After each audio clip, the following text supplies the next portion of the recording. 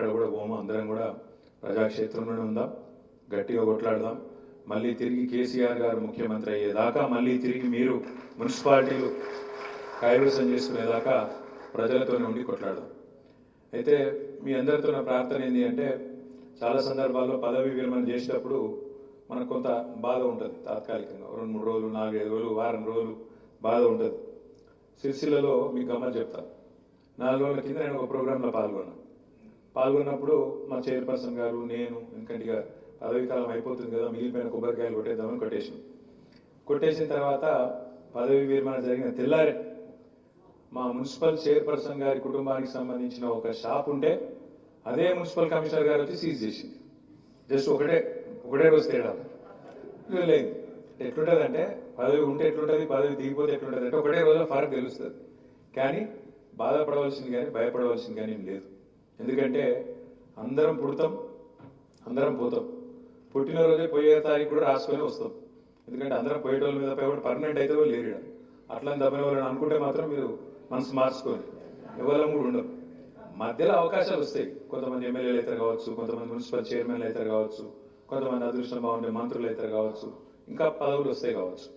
ఆ పదవి వచ్చినంత కాలం, ఆ తాత్కాలికంగా వచ్చే పదవి 5 ఏళ్లకో 10 ఏళ్లకో వచ్చినప్పుడు మనం ఏ రకమైన ముద్ర వేస్తాం, ఏం పని చేయగలిగినాం, ప్రజల మనసులో ఎట్లాంటి స్థానం సంపాదించుకోగలిగినాం అనేదే ముఖ్యం. ఎందుకంటే ఎవ్వరం పర్మనెంట్ కాదు, ఎవ్వరం శాశ్వతం అయితే కాదు. నేను పక్కాగా ఖచ్చితంగా చాలా విశ్వాసంతో చెప్పగలుగుతాను. ఎందుకంటే నేను 10 ఏళ్ల పాటు మంత్రిగా పనిచేసిన, చాలా రాష్ట్రాలు తిరిగినా, చాలా దేశాలు తిరిగినా, చాలా మంది మున్సిపల్ మంత్రులను కలిసిన, కేంద్ర ప్రభుత్వంలో కూడా చాలా మంది పెద్దలను కలిసిన.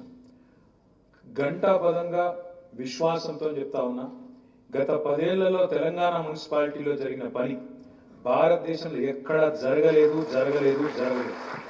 ఇందులో తేడా లేదు. ఎందుకంటే మొత్తం దేశం తిరిగిన, చాలా రాష్ట్రాలకు పోయినా, వాళ్ళు పరిశాన ఎదురు. మన ఎంపీలను పట్టుకొని పక్క ఎంపీలు అడుగుదురు, మీకు ఎందుకయ్యా గిన్నె అవార్డులు వస్తున్నాయి, ఎట్లా వస్తున్నాయి అంటే కొన్ని చెప్తే విచిత్రం అనిపిస్తుంది. మన తెలంగాణ జనాభా భారతదేశంలో 3% కంటే తక్కువ. మొత్తం దేశం జనాభాతో పోల్చుకుంటే మనం 3% కూడా కాదు. కానీ అవార్డులు డిక్లేర్ చేస్తే 3% ఉన్న తెలంగాణ 30% అవార్డులు కొడుతుంది. పంచాయతీ అవార్డులు కానీ, మున్సిపాలిటీ అవార్డులు కానీ. మరి వాళ్ళు పరిశ్రమ గారా, ఏం చేసిండ్రా మీరు, ఎందుకు వస్తున్నాయి అవార్డులు? ఎందుకు వస్తున్నాయి అంటే చిన్న కారణం. మున్సిపాలిటీని ఉర్దూలో బల్దియా అంటారు. బల్దియా పురపాలిక, దాని ఉర్దూలో బల్దియా అంటే ఇక మనకు మొదటి నుంచి ఇంతకుముందు సీనియర్ చెప్పినట్టు ఒక సామెత ఉన్నది.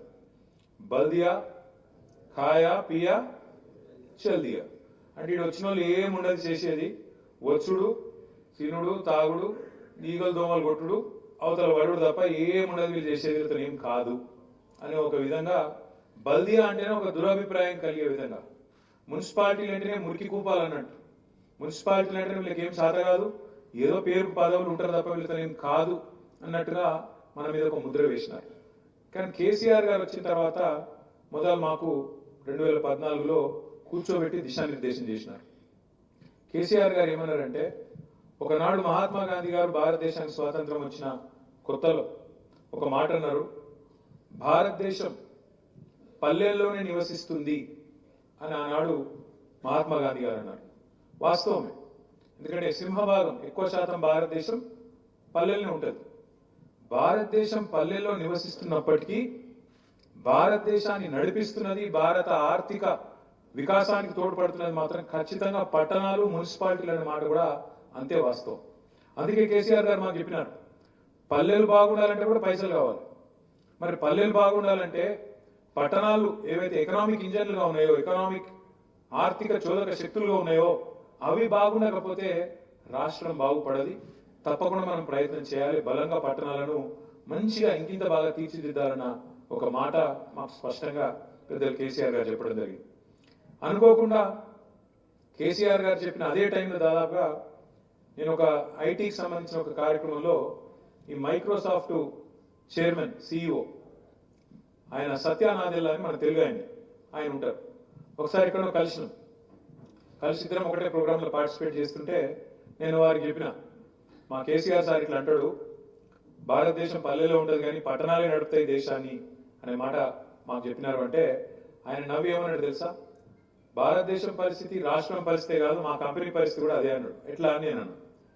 మా మైక్రోసాఫ్ట్ అనే సంస్థ 190 దేశాలు ఉంటుంది, కానీ మాకొచ్చే 80% ఆదాయం 70 పట్టణాల నుంచి వస్తుంది. లండన్, న్యూయార్క్, హైదరాబాద్ ఇటువంటి పట్టణాలకు వెళ్ళే మాకు కూడా 80% ఆదాయం మా కంపెనీ కూడా అక్కడికి వెళ్ళి వస్తుంది. తప్పకుండా పట్టణీకరణ అనేది మనం ఎవరు కూడా నివారించగలిగేది కాదు. ప్రపంచవ్యాప్తంగా మీరు చూస్తే ప్రజలు ఎదిగే క్రమంలో, దేశాలు ఎదిగే క్రమంలో, రాష్ట్రాలు ఎదిగే క్రమంలో పట్టణీకరణ పెరుగుతుంది. ఎందుకు జరుగుతుంది పట్టణీకరణ? ఇప్పుడు మా షాద్నగర్ చైర్మన్ సాబ్ ఇక్కడ ఉన్నాడు. ఎందుకు షాద్నగర్కి ఎందుకు వస్తారు ప్రజలు? చుట్టుపక్కల ఉండే పల్లెల్లోంచి కానీ చుట్టుపక్కల ఒక 30-40 కిలోమీటర్లకి ఎందుకు వస్తారు? ఎందుకు వస్తారంటే కొంతమంది ఉపాధి అవకాశాల కోసం వస్తారు, కొంతమంది పిల్లల చదువుల కోసం వస్తారు, కొంతమంది తల్లిదండ్రులకు ఆరోగ్యం బాగాలేకపోతే, ఆడ సౌలత్ బాగాలేకపోతే ఈడికి వస్తారు, చూపెట్టుకుంటారు, అవసరమైతే అక్కడ టికానా చూసుకొని అక్కడనే ఉంటారు. అట్లే ప్రపంచవ్యాప్తంగా, ఒక మన దగ్గరనే కాదు, ప్రపంచవ్యాప్తంగా చూస్తే పట్టణీకరణ పెరుగుతూనే ఉన్నది, పట్టణీకరణ జరుగుతూనే ఉన్నది.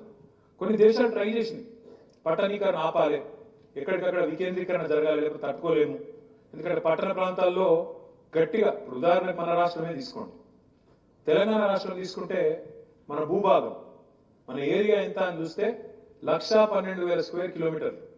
తెలంగాణ రాష్ట్రం 1,12,000 చదరపు కిలోమీటర్లు. హైదరాబాద్ ఒక్కటి తీసుకుంటే దాదాపు 650 స్క్వేర్ కిలోమీటర్స్.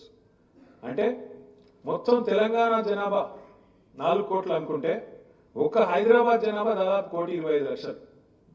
ఒకసారి ఆలోచన చేయండి మీరు. 1,12,000 స్క్వేర్ కిలోమీటర్ల పరిధిలో 4 కోట్ల మంది ఉంటే ఒక్క హైదరాబాద్ 650 స్క్వేర్ కిలోమీటర్ల హైదరాబాద్ లో 1,25,00,000 మంది ఉన్నారు.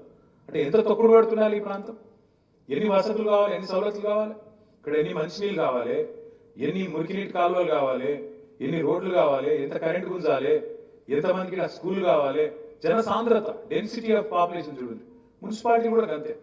ఇప్పుడు మీరు ఇక్కడ మా తమ్ముడు, మా సోదరుడు బసవరాజ్ గౌడ్ గారు, భూత్పూర్ మున్సిపల్ చైర్పర్సన్ గారు చాలా బాగా చేసింది. మీరు అందరూ కూడా చేసింటారు నాకు తెలిసింది.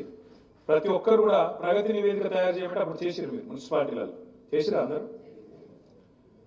ఎంత మంచిగా అనిపించింది. ఇప్పుడు చదువుతుంటే ఈ మున్సిపల్ నివేదిక తన తరంలో ఏం చేసిండు, ఏ వార్డుకి ఏం చేసిండు అని చెప్పి బసవరాజ్ గౌడ్ గారు, ఆయన వైస్ చైర్మన్ ఫోటో, వాళ్ళ ఎమ్మెల్యే గారి ఫోటో, వాళ్ళ మంత్రి గారి ఫోటో, మున్సిపల్ మంత్రి, ముఖ్యమంత్రి, కమిషనర్ ఫోటో, అందరి ఫోటోలు పెట్టి ఏ వార్డు కౌన్సిలర్ ఫోటో ఆ వార్డుకు పెట్టి, ఇది చూడు, ఇది చాలా మంచిగా ఉంది. ఈ ఫలానా వార్డు ఫస్ట్ వార్డు కౌన్సిలర్ గీన, ఆయన పేరేంది, పేరు బాలకోటి. ఇగో ఆయన దగ్గర కట్టిన డబుల్ బెడ్రూమ్ ఇల్లు, ఆ వార్డులో ఫస్ట్ వార్డులో కట్టిన డబుల్ బెడ్రూమ్ ఇల్లు, కట్టిన సీసీ రోడ్లు, పట్టణ ప్రకృతి వనాలు, డ్రైనేజ్, ఇది చూడు ఎంత బాగా చేశారు. మొత్తం ఒక్కొక్క వార్డు, కూర్చోండి బసవరాజు గారు, ఒక్కొక్క వార్డు ఎట్లెట్లా చేసిందని చెప్పి భూత్పూర్ కొత్త మున్సిపాలిటీ, దానిలో అన్ని వార్డులు, మొత్తం 10 వార్డులు ఉంటే 10 వార్డులకు సంబంధించిన కౌన్సిలర్లు ఏ వార్డులో ఏం పని చేసినామని చెప్పి ఫోటోలతో సహా, నాకు తెలిసి ఇంటింటికి మంచిరా, మీకు అన్ని అవార్డులు వచ్చినాయి, ఎందుకు రాలేదు కానీ కాదు, మంచిగా పని చేసి అవార్డులు వచ్చినాయి కాదు, మీకు ఇంటింటికి మంచిరా. ఇది ఎందుకు చెప్తున్నా అంటే,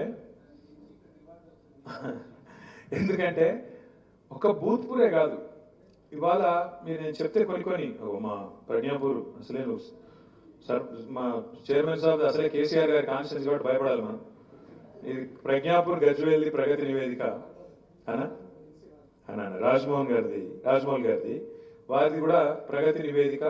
ఒక 5 ఏళ్ళ 2020 నుంచి 25 వరకు ఏం పనులు చేసాం అనేది చాలా వివరంగా ఇగో వాళ్ళదంటే గజ్వేల్ కాబట్టి నడిచింది అనుకో, కాకపోతే